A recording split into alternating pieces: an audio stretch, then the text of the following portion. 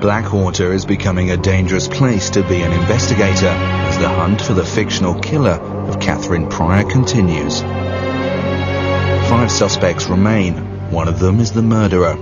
Out of the 10 amateur investigators who started, only 5 are left. In last week's Killer's Game, Merrill was eliminated, and Andrew survived for an unbelievable 4th time. But danger comes not just from the killer, it lurks within as well. I think after last night's votes, people have got to play the game differently. No, it's going to be dog eats dog. I want to be sure that I'm in the final 3. I don't have to worry about Rory or Andy as competition in this. You get feelings of fear.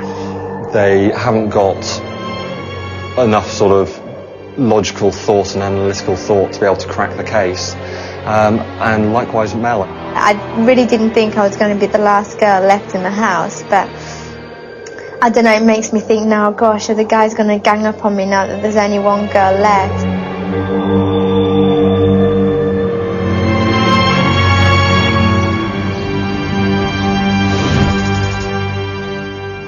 It's the next stage of the investigation, which is progressing fast.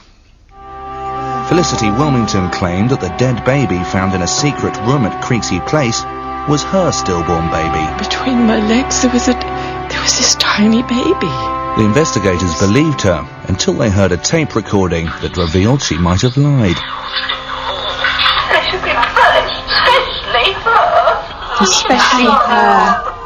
And the investigators discovered that the victim, Catherine Pryor, felt threatened by the father of her child, Anya. It's time for the morning briefing with Chief Bob Taylor. He's hunted over 100 real killers. Now he's guiding the investigators as they try and catch a fictional killer and win a £25,000 reward. Good morning, everybody. Good morning, Chief. So we begin our next stage of this inquiry into the murder of Catherine Pryor. We've lost another investigator to the killer. So first, let's find out who Merrill chose as lead investigator in her last will and testament. I vote for Nick to be the next lead investigator. He did it before and did it very well, and I think he'll do a good job again. The main advantages of being a lead investigator are that you can relax a little bit because you know that absolutely for definite you're not playing the killer's game this week. Right, lead investigator, this is serious. The local paper has run a story revealing the investigators have the Wilmington necklace worn by the victim Catherine at the time of her death. The necklace was left as a clue for Andrew to find during a previous Killer Game. Outside of the briefing room, the only person that could know this is the killer. How did this happen? Who's been talking to the media? Have we got a leak in here? Nick, lead investigator, I want you to call the newspaper, find out where they got that story from. Okay. Will not tolerate leaks in my investigations, do you understand? Yes, Yes. Let's move on to the killer clue. Andrew survived the killer's game. Again. And returned with a killer clue. I was thinking of asking for a compassionate leave, actually, Chief. You don't get compassionate leave on a murder inquiry, Andrew. You're lucky if you get sleep. I don't get that, Chief, at the moment. Well, that's all right. Andrew brought back this strip of 4 passport photographs of Anya, Catherine Pryor's 11-year-old daughter. Anybody got any thoughts on this? She may have been gone away with. So Catherine could have been taking Anya away. And who might be upset about that? Supposedly fathered. We know that Catherine feared Anya's father. We know that Trevor was Anya's genetic father. But Trevor says that Catherine believed that Jay was Anya's father. The first line of inquiry is to interview Jay Wilmington. Ask him why people think he's Anya's father, and ask him if he was threatening Catherine. Lead investigator Nick, it's your job to pick the investigators for the lines of inquiry. I want 2 people to see Jay Wilmington. Would you choose them, please? For Team 1, I'd like it to be Mel and Rory.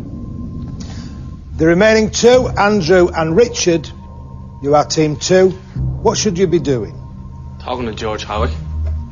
Talking to George Howick. Has George got an alibi? He could have an alibi in that he could have been on the island when the causeway was closed. However, there was a very short time period that George could have left the island or on a boat. That's right, Richard. He said he couldn't get off the island on the day of Catherine's murder because he was cut off by the tide. He could have used the boat to get off the island. He could have murdered Catherine. Team 2, Andrew and Richard, you will go see George Howick. You're all clear? Yes, Chief. After the briefing, Rory, Andrew and Mel decide to have a bit of a laugh at ex-army pilot Richard's expense. Oh, quick, get Richard out here and give us all his... Oh, yes, that's what we... 34-year-old man driving. Yeah, well, he was born in 38, yes. One's pregnant. Is one on a rare hot cold? I've drawn the short straw today with dear old Richard. He just told me why other teams have been failing and he hasn't, and the lines of inquiry to adopt. In other words, tag along behind, shut up, don't say nothing, I'll do it and we'll pass. And in the back there is a packet of sandwiches and a Coca-Cola tin. They were 4,000 miles east of Egypt. They'll drink that and they come back. It's quite tight, is it? It'll be better utilisation of that board, won't it? He's very focused, very into the game, very impatient almost. He wants to find the killer. And I know that even myself, I find that a bit too much. I want him to... If I could have my way, I would want Richard to calm down and step back and take on a few of Andrew's attributes. Richard's just going to get the piss ripped out of him when he gets out of this house.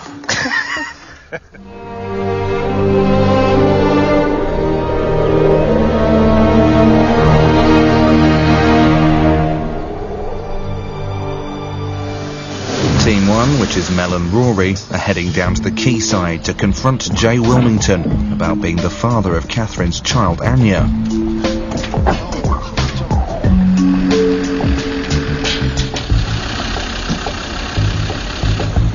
Hello. We just wondered if we could ask you some questions. If Do you want to come down onto the boat? Yeah, that was fantastic. Thank you. The hidden test for Team 1 is to not reveal the source of their information. It's just a few questions about Anya Pryor. I was just wondering, did you know who the father was? No, no one's ever known, actually. No one's ever known? No, Catherine's always kept it a secret. Yeah? Yeah. Is there any possibility that you could ever be the father? No, it's a bit personal. No, definitely not. You can think back sort of 11 years ago. Yeah. No, no, we were just friends. Why? Who's been saying that? It's just come into our inquiry, really. And we're not really at liability to say. But someone's been saying that, basically, that Amanya's father. No, it was just more of a, just a rumour that you could possibly be the father. We're just following up on queries. Well, there's no way, possibly at all, that that's true. Also, we have reason to believe that you could have possibly been threatening Catherine. I know that it's quite abrupt the way I've put it. Who's been saying this as well? Again, I'm just not to say. I'm so sorry. I mean, it must seem really rude of us, but I can't actually say. Right. I think that's probably everything then. I mean... Back at HQ, Nick has called the local newspaper to chase up the leak on the Wilmington necklace. Who was the anonymous source that she was dealing with? Right, well, unfortunately, we don't know who that anonymous source was because they left a note at the office on the day before yesterday stating that they'd handed over a necklace to you. Is that right? Right, okay. I'd like to get hold of that. That I could probably arrange. We could probably sort that out tomorrow, yes.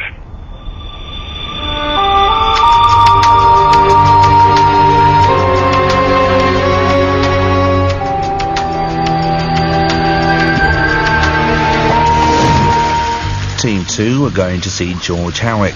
George was Catherine's piano teacher, and she was at his house on the morning of the murder. He lives on an island accessible only by boat, and a causeway that is flooded twice a day by the tide. Their line of inquiry is to question him over his alibi. At the time of the murder, George claims he couldn't get off the island because of a high tide. But it's not a complete alibi, as he could have left by boat. Mr. Harrick. Hi there. My name's Richard Sharrocks, and this is my colleague Andy Weaver. We're from the Special Investigators. Richard? Richard, yes. And Andy. Team 2 won't find George an easy interviewee. He likes to play games with people. Ask away. What do you want to know? The day that Catherine was murdered, can you tell us a little bit about what you did that day? Richard, tell me. Ask me a question. I'm going to ask you a question. Give me an answer. Are you married? I am, yes. Have you got children? Not yet. You haven't got... How long have you been married? Just a year. What's your wife's name? Julie. Julie. What a lovely name, Julie. Are you going to have children? Oh, yes. We're practicing at the moment. You're practicing. Lovely, lovely. I think the suspect that I've best interacted with is got to be George Howick. The guy's completely barking mad, but he's just so nice. And as long as you could go along with his madness and his liveliness and his personality, then you could, have a fantastic time. Andrew, are you married? Yes, George. Have you got children? Yes, George. I bet you have. You look a lovely dad. Tell me about your children. They're expensive, George. They are expensive, yes, I've heard that. I haven't got any children myself, but I've heard they are expensive. Thank you for answering my question, though, Andrew. I'll give you some information now, then. I was evacuated here. I was evacuated to the Wilmington estate. And who looked after me? But Dottie. Do you know what happened there? What can you tell us about Dottie? What I can tell you, Richard, is that it was rumoured at the time that Charles... Who's Charles, Richard? That is, Who's Charles, Richard? That's Tony's father. Yes! Excellent! That's Tony's father. That she was pregnant at that time, and it was rumoured that Charles was the dad. What do you think about that? Andrew's writing all this down. What do you think about that, Andrew? Did you know anything about this? George, I'll be there. Hello, Ron. Hey, George. Quite ready to see you. I brought the boat back. You brought the boat back. Oh, this is my friend Ron. Sorry, I didn't know you. This is Richard, and this is How are you? Andrew. Hi. Andrew. Pleased to meet you. Yes. Have I got a fish today? No, you haven't got fish today. Did you see the paper there? See what I called No, it? no. You've seen that? No. That's me, and me elephant. Yes! £28, that was. Yes, look at that. Look, there he is. There's Rod. Whopper of the month. It certainly is. When was that, when was that taken? Week before last. It was Taz's birthday, so it was, 2 weeks ago today. The hidden test for Team 2 is to realise the picture was taken on the day of the murder. When did you take the boat, or how long did you have it that time? I left about 6 in the morning, same as this morning. So you took it in the morning? Well, it would have been about midday when I got back with that. Would it be the Monday or the Tuesday? I don't know what day it was. Monday. Right, okay. Interesting. Andrew? Pleasure meeting you. Pleasure meeting you. Sorry, I've got to rush you off now, but we've got to go. We've got to catch the tide and things. Incident room, Nick speaking. Hi, it's Richard. We just finished talking to George, and we believe that he's given us an alibi for the murder. Right. It's in fact on the back page of the paper. Okay, yeah. On the back page of the paper, there's a guy there with a huge halibut. That was the guy I walked in, and it was on the day of the murder. Rodney Lewis? Yeah. On the day of the murder, he borrowed George's boat. Right then. Okay, you coming back now then? We are, yeah. We're just trying to find our vehicle. He's driven off without us, so we're just trying to find him at the moment. Okay, we'll let you know. Okay, cheers, Nick. That's it, bye.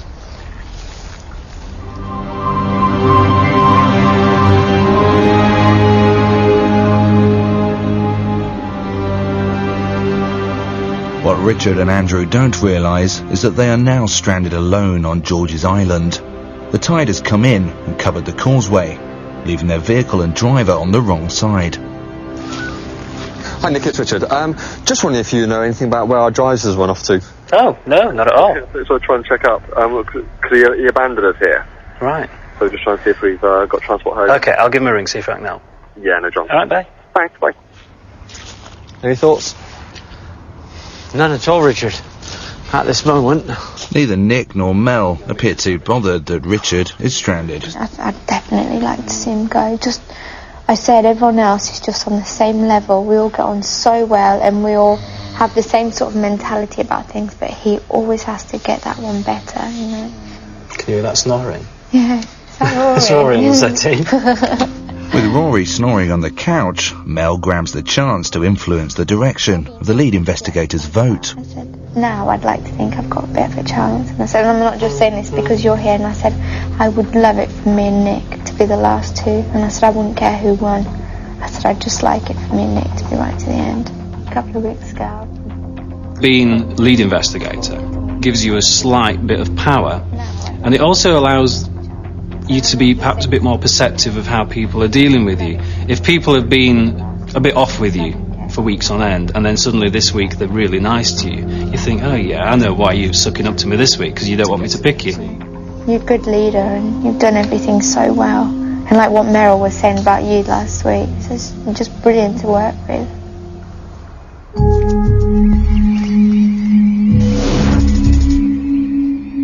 Back on the island, and darkness is fast approaching. Richard and Andrew are stuck, and temperatures are dropping below zero. For Andrew, it's not where he's stuck, it's who he's stuck with. So difficult to get on with him. I mean, he wants to win this game more than anything in the world. Andy knows his own limitations, and so, you know, he thinks that I'm a little bit better than himself, so he lets me get on with it, and that works for me quite nicely. Actually, when you look at it, it's a little bit sad. I don't think he's got a great many friends, actually.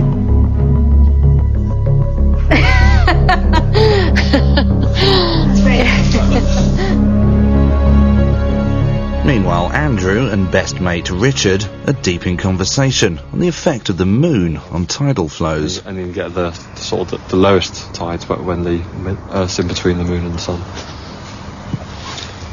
But you can predict it all because you know where the sun and the moon and the Earth will be in relation, so you can predict it all. And you come up with an almanac which gives you tide times. You know, you can do that many years in advance, so you can do tide times and sunrise, sunset. It's the same every day. You know. Throughout the year, you can predict that. The time between tides is based on how long it takes the moon to go around the Earth and all that sort of malarkey.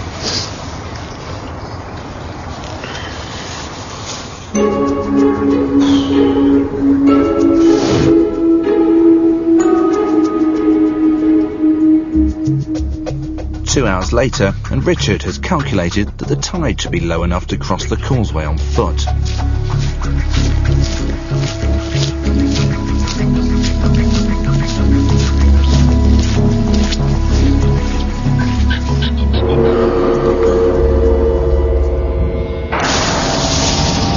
Richard and Andrew have been stalked by the killer, who has fired a flare, illuminating a board with the taunting message, "Coming out to play."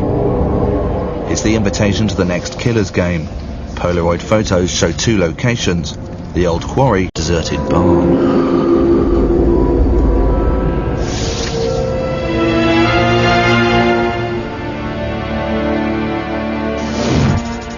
An hour later, they're back at base.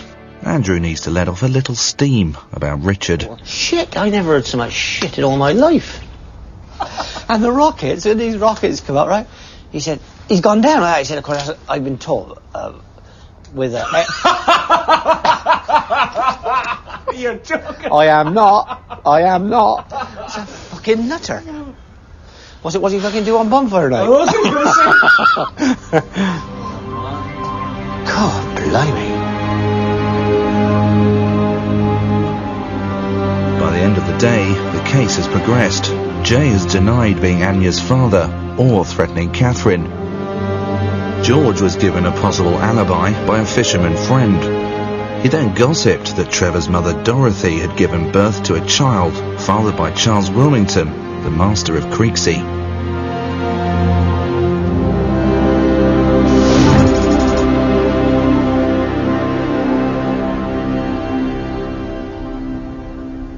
Good morning, everyone. Morning, Shane. Right, let's get down to business. Team one, how did Jay react to the allegation that he was the father of Catherine's child, Anya? He was quite shocked and denied everything. Do you believe him, Rory? I don't think he's telling the truth, to be honest. I think when you're growing up young and a certain crowd, you tend to do things when you're younger, so there's maybe been some sort of relationship. Do they, Rory? What do you mean by that? Maybe they got drunk one night and had a a wee bit of jiggy like. Is this from your own personal experiences, Rory? Yes, it is. What's jiggy? Sexual intercourse. Sexual intercourse. Yes. I think I'm aware of that term. Team 2, you went to see George. What did you find out? A friend of George's entered the property. On the day of the murder, he took George's boat at 0600 hours and gave it back at midday. So what does that tell you? That tells us that George was stuck on the island because the causeway had closed and his boat was not there for him to use, so George has an alibi for the time of Catherine's murder. How can you be sure? It doesn't give him a complete alibi, does it? What time did you bring the boat back? Midday. Midday. That's quite crucial. You'd ask the paper, what time that photograph was taken and whether it was on George's boat. Possibly. Nick, did you speak to the journalist who wrote the story about the Wilmington jewel? The anonymous tip-off came through a note delivered to their office. And no idea who it's from? No. OK, so Team 2, you need to get to the bottom of the leaked story, and while you're there, follow up on George's alibi. Is that clear? Did you find out anything else yesterday?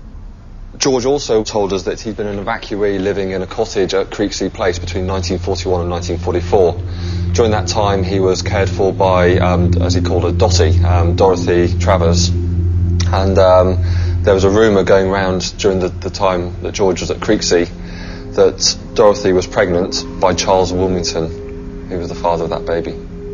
So you're saying that Charles Wilmington is the father of the dead baby found at Creeksea? That's what I'm saying, yes. Team 1, let's talk about your line of inquiry. Go and interview Felicity and find out whose baby that is. Has she been lying to us? Is it hers? Or did it belong to? Dorothy. Dorothy Travers. Trevor's mother. What do you think about Trevor's relationship with the Wilmingtons now? Seems rather close. Keep your friends close, your enemies closer. That's a bit deep for me. You'll have to explain that, Mel. Maybe it's a fake friendship. If he's trying to get his revenge back on what the Wilmingtons have done to his family, it's a fake friendship. But then that time we'd under surveillance, I noticed Trevor coming in and meeting Jennifer, and they seemed quite close. You know what I mean? There was a kiss and a hug. What do you mean close? It seemed a bit too cosy, if you know what I mean. Plus, Tony Wilmington's in a wheelchair, so... Come on, spit it out. What have you got in your mind? Tony Wilmington's in a wheelchair, so Jennifer Wilmington might be sleeping with Trevor, if you know what I mean. Right. Right, gum, it took us a while to get there. So remember, suspect everyone. Trust no one.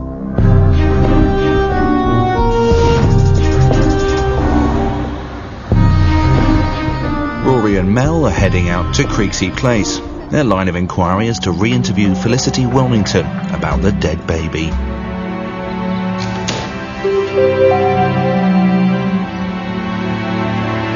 Felicity claimed it was her stillborn baby, but new evidence suggests the baby belonged to servant girl Dorothy, suspect Trevor Doby's mother. The investigators need to uncover the truth.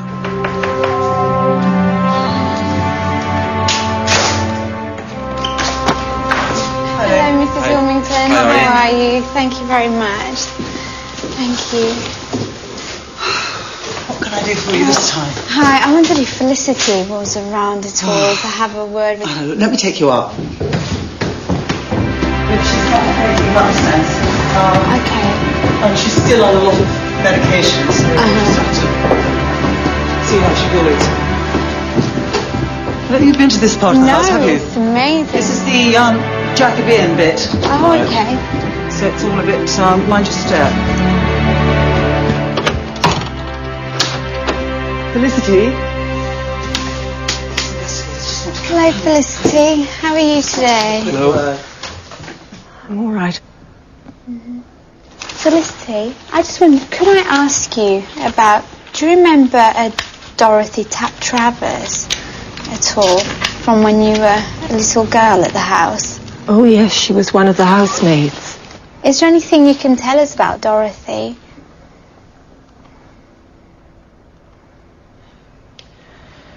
Yes. I was about 14. And this awful thing happened with Dorothy. Okay. Do you recall what that was? Yes. If you take your time and just...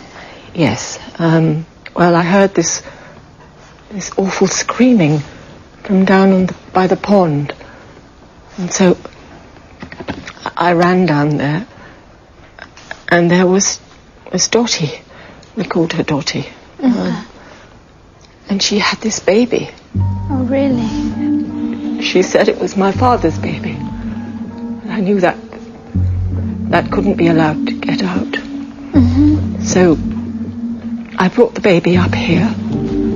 I put it in there. Okay. It was a terrible disgrace. Okay. But Dorothy was quite aware that the baby was in the Dorothy knew that I'd killed the baby, yes.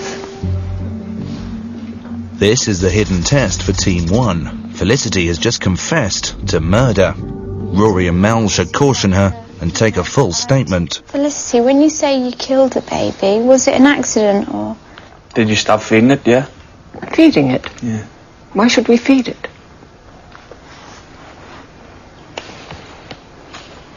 Do you know how the baby died, Felicity? I killed it. When you say you killed it, what makes you think you killed it? I allowed it to die. Okay, thank you, Felicity. Thank you. Have you come to arrest me? No, not at all, Felicity. We just need to find out as much information as possible concerning Dorothy, yourself and the baby. But you're not in trouble in any way. Don't think that at all. Oh. Okay. Thank you very much. Thank you, Felicity. Thank you. Thank you. She killed the baby. No, it was accidental. Not accidental. She said she didn't feed it in badness. Why should I feed it? I don't know. That was weird, boy, wasn't it? Oh, she's such a lovely old lady.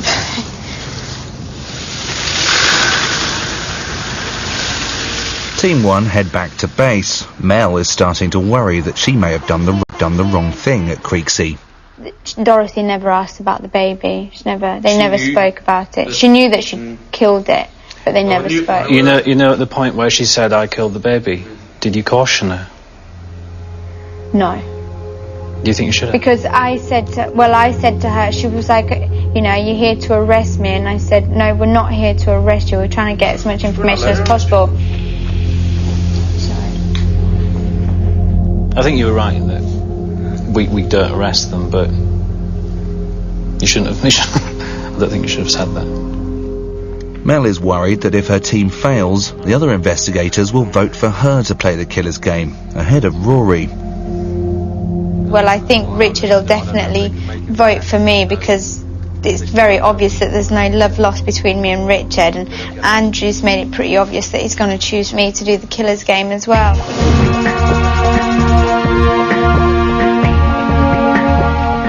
Richard and Andrew have arrived at the offices of the Blackwater Gazette.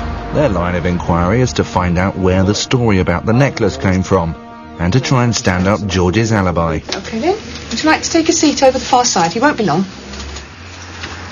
Hello there. Mr. Brown, is it? That's right. Yeah. Hi, Richard Sharrocks. Hello, Richard. Andrew Weaver. Good morning. Hello. Yeah, these came through the door a couple of days ago. Right. So this basically gave you all the... This is what we got for the copy for the story, yeah. Okay. Well, how did they arrive? How did they actually... Well, as far as I know, they were found on the mat there the day before yesterday. Right. Who found them then? Cleaners found them, apparently. So we've got no way of sort of ascertaining who might have... Well, I haven't got a clue. I was hoping you could tell me that.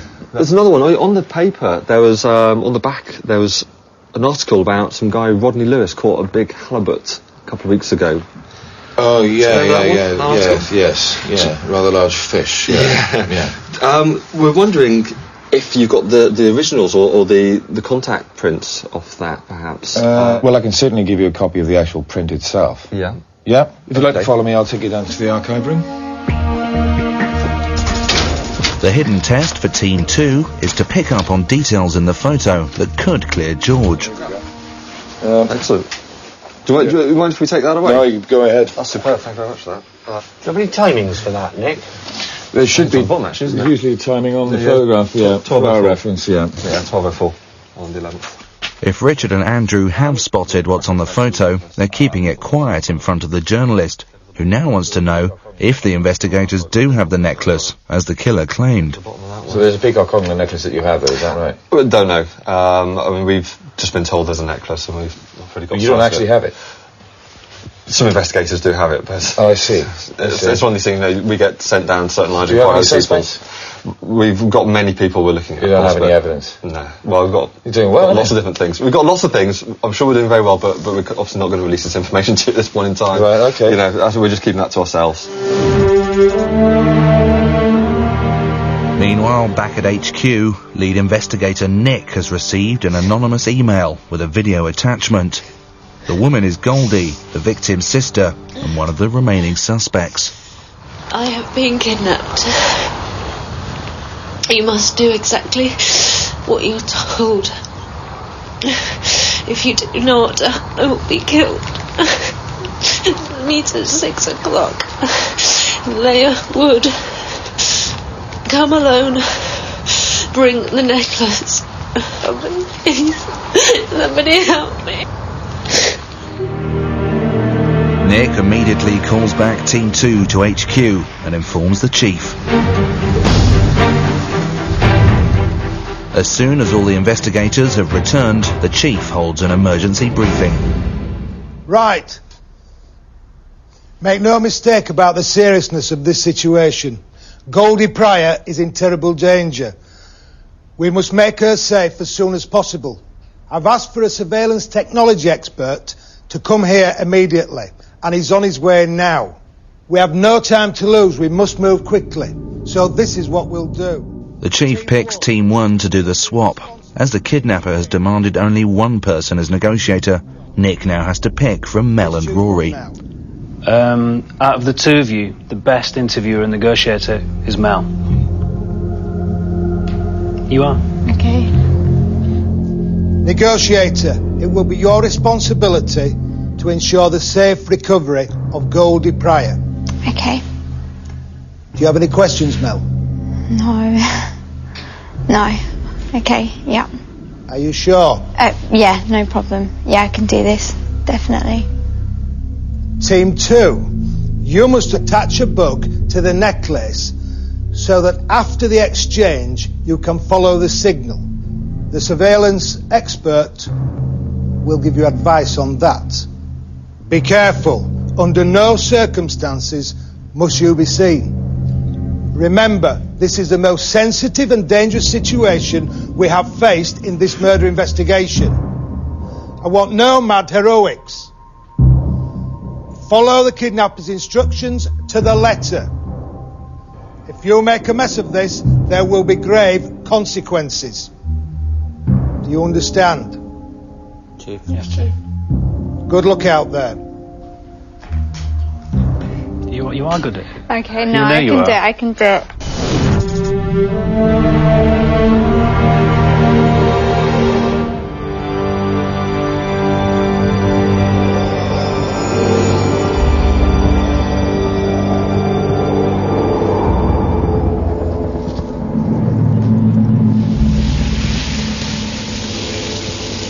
Deep in Leia Wood, the kidnapper is making the final preparations to swap Goldie Pryor for the Wilmington necklace.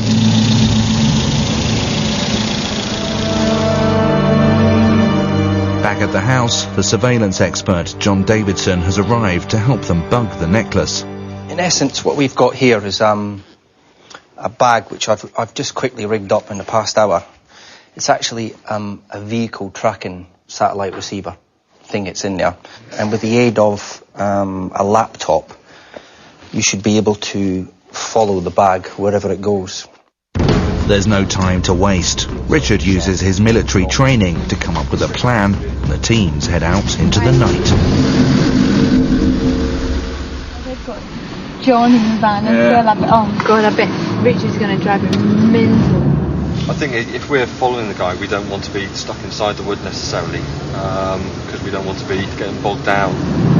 You can see on Andrew's face, he's going, his conversation is so boring. Mel and Rory head straight for the rendezvous point. Team 2 stay out of sight down the road, ready to track the necklace and the kidnapper. Richard's hoping his colleagues will turn into a slick military unit. Who's that over there? That's Goldie. Harold Goldie and the killer. Oh, for sake, bastards, that is Goldie, isn't it? Communication is the key to the operation. Rory, can you hear me? Andy, over. You need to tell him that you can't hear him. Rory, this is Andy speaking. I can hear you trying to come through, but I can't hear you. Over. You shouldn't have to put it next to your ear. You should just be able to hold it there and listen. I can hear you. Over. Is what you're talking about important? Rory, we can't hear anything that you might be saying. We can hear you transmit, but nothing being said. Can you just make sure you haven't got your hand over the microphone and make sure the video's up right and all that sort of usual stuff. I can hear you. Over. Can you hear me? Over. Rory, can you hear me? Over.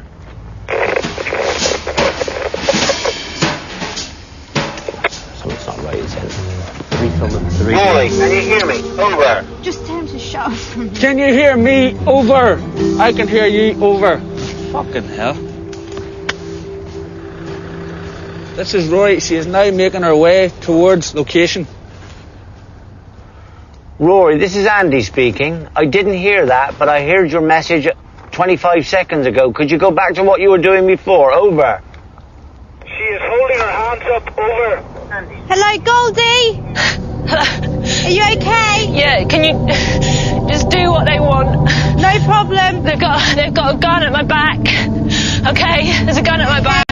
Just do what they want, because they're going to kill me, alright? Fucking hell. Ask him. The gunfire shot in the air. Over. I heard you, Rory. Tell us what's going on. Is she okay? Tell us what's going on, Rory. She is holding the bike up. Is she okay? Keep commentary going, Rory. The ransom exchange is the most dangerous part of a kidnap. Mel must not antagonise the kidnapper in any way. Just put the necklace in the bag and they'll let me go. The necklace is in the bag. Put it in the bag at the end of the rope. The necklace in the bag at the end of the rope. The necklace is in the bag. Put it in the bag on the end of the rope. The rope on the floor. On the end of this rope? Yeah, can you see it? No problem. Okay. She's now climbed over logs and is approaching. Over. Roger. Keep coming, Rory. Just say Roger. Just say Roger. Let him do the talking. She's now making her way towards Goldie. Over. Roger. Roger. I will put the necklace in the bag. Can I have Goldie? Please. Okay, I'm putting the necklace in the bag.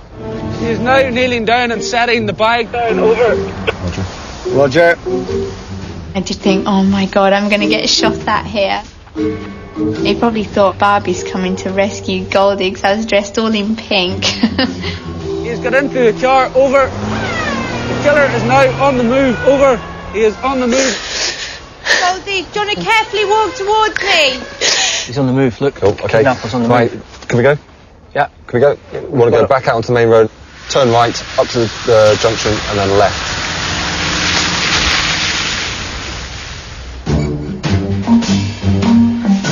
Would help if you could walk towards me, please, Goldie. I'm here to protect you. If you could walk towards me. Stand. Walk forward.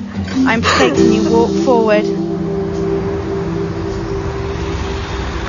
With Goldie safe, Team 2 spring into action. They are tracking the kidnapper across country. Moving. He's on Villa Road, heading south. Warren Lane. Yeah, that's the one. He's heading south. Back at the woods, paramedics have been called by the chief. Goldie, do you know who did this to you at all? Was there more than one person?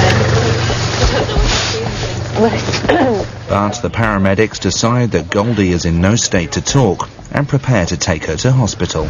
Team 1 head back to HQ.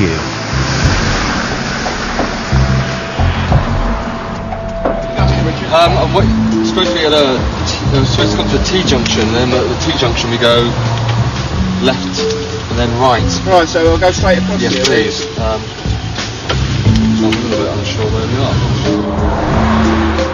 are. After a promising start, Richard is now lost. Yeah, I think we actually went the wrong way. Just keep your eye open if you can see anything. But it doesn't take him long to get back on track. The signal has led them to a deserted quarry. Back at base, Mel, Nick and Rory are on their favourite subject, bitching about Richard. I know it sounds horrible, but it's just almost if you want them to lose the car, just so that he doesn't have that much glory. There you go. Back at the quarry, they've lost the car, but found the bag. It's gone. Nothing. The teams have lost the kidnapper and the Wilmington necklace. I was like, I don't give a fuck about that. That didn't, He's no idea scare me at all. But it was the way he spoke to me like I was a piece of shit. What did he say to you? Well, you know that it happened, and we all sort of went over to have a look, and it was as if no one. Hello. Back again. How are you? I've been trying to ring for about the last hour and a half, but the phone says it's engaged the whole time. We followed them, got all the way, and picked up the bag, which he'd thrown out the window with Son's necklace. With what? Without necklace. Oh, without the necklace, taking the necklace off. Yeah. After swapping war stories about the kidnap, the investigators settled down for the case conference. They discuss motives for the murder, and Richard is playing devil's advocate with Andrew, who seems to be playing a game of his own. He should have a part of. I think Trevor Doby. I think he's a liar. I think he's got skeletons. He doesn't appear to be doing what he says to be doing on the house. He seems to have a hold over the Wilmington family. He was in the area of the attack on Tina Wells because he's working opposite. And what's your reason? I got absolutely no idea. He just looks as though he's built for it. Just why'd you kill Catherine? Why did he kill Catherine? As I've always maintained, Rory and Andy aren't capable of coming up with a motive and the theory and the story by themselves. With £25,000 on offer for the winner, Andrew is keeping his cards close to his chest. But why'd you kill Catherine? Because you weren't part of the Wilmington estate. Why'd you kill? Can I question you the same? I will do viciously. No, it's the only way you'll get information is by asking each other candid questions. If you beat around the bush, then you're not doing anyone any favours. Yeah, but equally your motive would be just the same. It won't be foolproof in 100%. Oh God, yeah, no, completely so agree. I'll leave it at that. It's time for the final briefing. Good evening, everybody. Good evening, Chief. Now then, did the kidnap exchange go according to plan? Mel, you were the negotiator.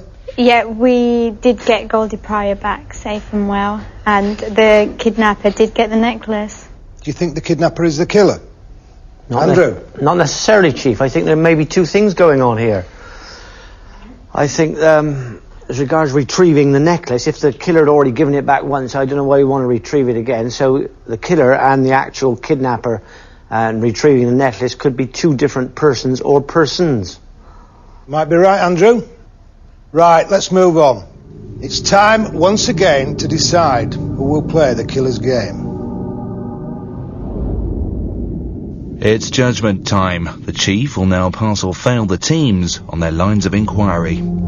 Team 1, Mel and Rory.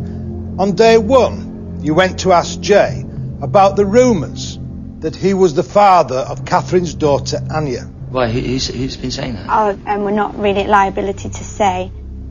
You didn't tell him that Trevor Doby had passed that information on to us. That was good work. Well done.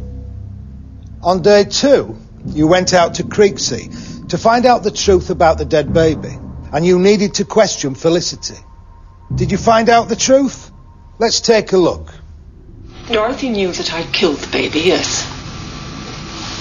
But I couldn't do anything else. The baby could not be allowed to live.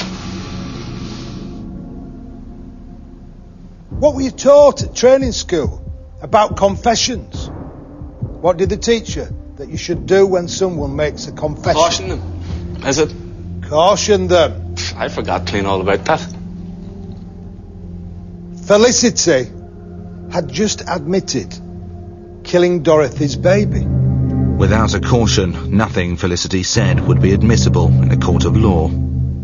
Once you suspect that person has committed an offence, you must caution them. I sent you out there expecting you to brandish the sword of truth. And what did you do?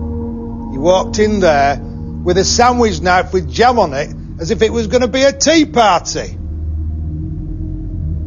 What have you got to say? Sorry, Chief. Better luck next time, maybe. You don't always get a next time on a murder inquiry, Rory. Get a next time on a murder inquiry, Rory. Remember that. So, Mel, Rory, I have no choice. I am failing you on your lines of inquiry. Mel and Rory can now be voted for to play the killer's game. Richard and Andrew, on day one, you went to interview George Howick on his island. George's pal, the fisherman, said he'd borrowed George's boat 2 weeks before. You realised the importance of that date. What was it? The 11th, Chief, the day of the murder. He brought with him a picture from the local paper. You realised the importance of this photograph, that this might provide an alibi for George. That was excellent work. On day two, you followed this up. What happened? Let's find out.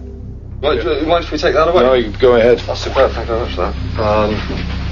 Do you have any timings for that, Nick? There should be usually timing on the photograph, yeah. 12 hour reference, yeah. Yeah, 12:04 on the 11th.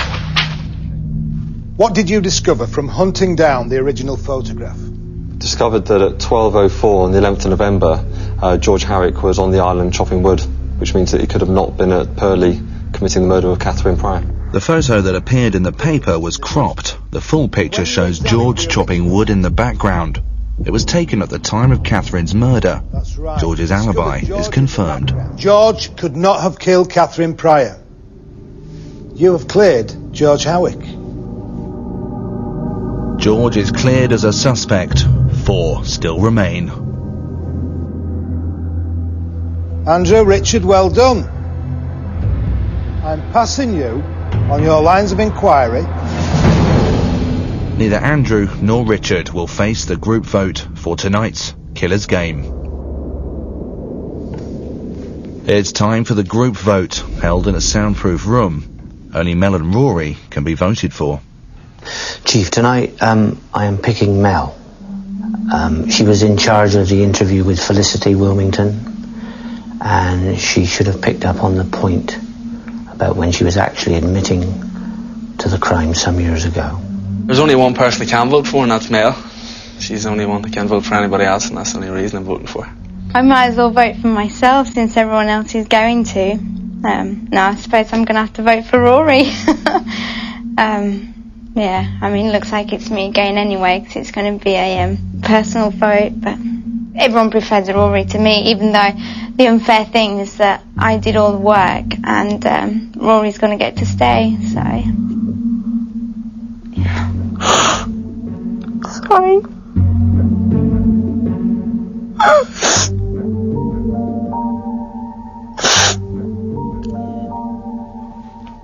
Sorry, I'm so stupid. Thank you for your vote, Mel. You send the next one in. With just one vote to come, Mel has 2 votes, Rory has 1. Mel's future as an investigator is in the hands of her arch-rival, Richard. Richard, who are you voting for tonight and why? Mel's worked very hard. As the same with all of us. Mel has some flaws, but Rory gave no support to Mel whatsoever in that investigation.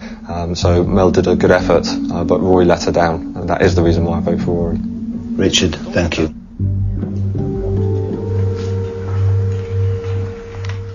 I have the results of the voting here. It's a tie. Usually in the case of a tie, the investigators with the most votes are cast to a revote. However, as there are only two of you, the lead investigator will cast the deciding vote. Mel's had one stay of execution. Now her future and Rory's are in Nick's hands. Would you please choose that person now? My choice has to be Rory, simply because I think Mel has got a lot more to give this investigation still. Fair play. Thank you, Nick. The second person to play the killer's game is picked by the lead investigator, and everyone is up for the vote.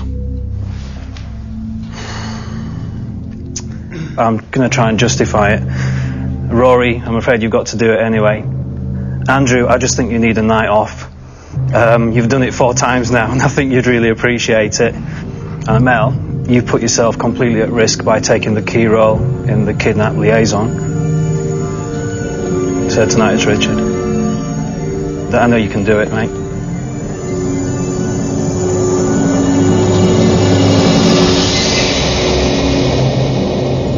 Richard and Rory each pick an envelope containing a location for the killer's game. They will both be looking for the killer's clue. The unlucky one will find the killer. Jesus, the quarry. Rory, the quarry. Derelict barn, Chief. Richard, the derelict barn. You have 1 hour to prepare yourselves for the killer's game. Good luck. Cheers. Thank you very much. Thank you. All right. What I said was true. I was a little bit miffed that Nick voted me. Nick took his chance to try and get rid of me because he sees me as the only other competition to win this. I've got to take my hat off to the guy. Well, Rory, since I'm not going to see you again, I can safely say that I voted for you this evening, I'm afraid. I don't care. I don't give a fuck, to be honest. But you had to vote for somebody, didn't you? If I don't come back, there is a chance that the rest of them will solve the case, but it will only be if Nick does it himself, unless it is a very simple plot. If Rory doesn't return from playing the killer's game tonight, the mood in the house will change dramatically. It will go from being a happy family to being a very divided house. Oh dear. No one is there to say goodbye to Richard. Do well. See you again soon, right? Rory, on the other hand, gets a rousing send-off. I don't think I will come back this season. I don't know. I've just got a funny feeling, but there's a 50-50 chance. So, 2-horse race, you know what I mean? Whatever happens, happens. Bring it on. If he comes home, it'll be great. Oh, fantastic. Oh, yeah. It will be great if he comes home. I should be so pissed off if he don't. I don't know what I'm going to do.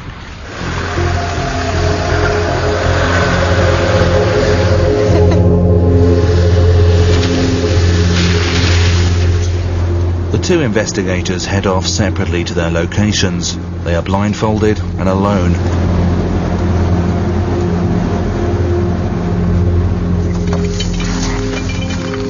When they arrive, they are rigged with infrared cameras and sent into the darkness.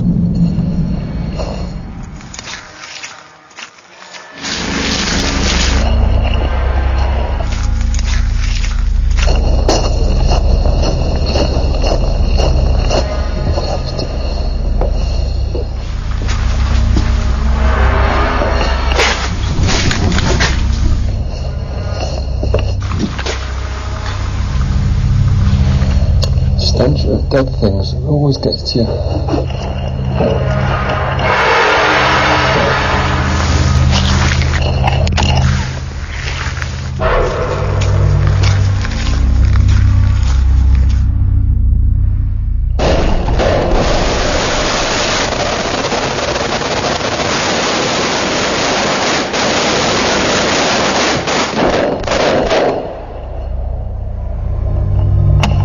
What the fuck was that?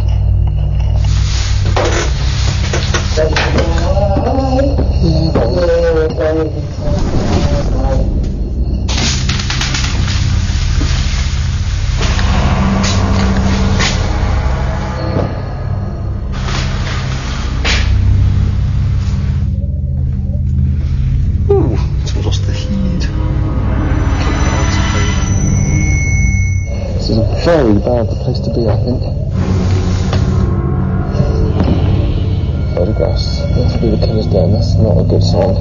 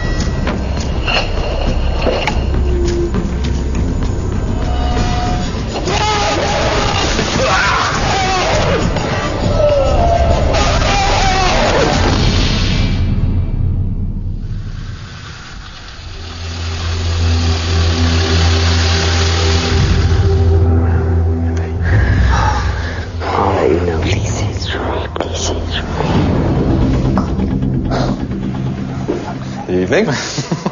Richard returns. Are you alright? Yeah, brilliant, fantastic experience. Got to do it. Was it all right? Oh yeah. It's tonight. Cheers. Easy. Yeah. It was a double smack on the head. You got one for Rory not returning, and then you got another because Richard returned. So it wasn't great. Absolutely gutted, yeah, definitely. But it's an exciting time, and I thoroughly recommend it. I just felt like saying, Richard, get your head out of your arse now. I lost a crazy Irishman, and he was my friend. This recording starts screaming. You're going to die. And I was like, well, one would have. Yeah. Absolutely awful. I felt I wanted to be home.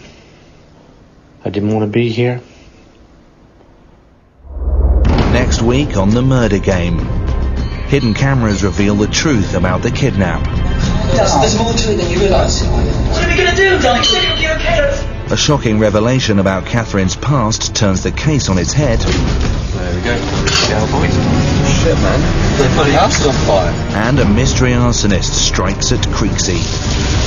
For more on the investigators, turn to BBC Three Now for Inside HQ. Digital viewers press red to play The Murder Game Interactive. Look at the killer's clue brought back by Richard and see if you can solve the case.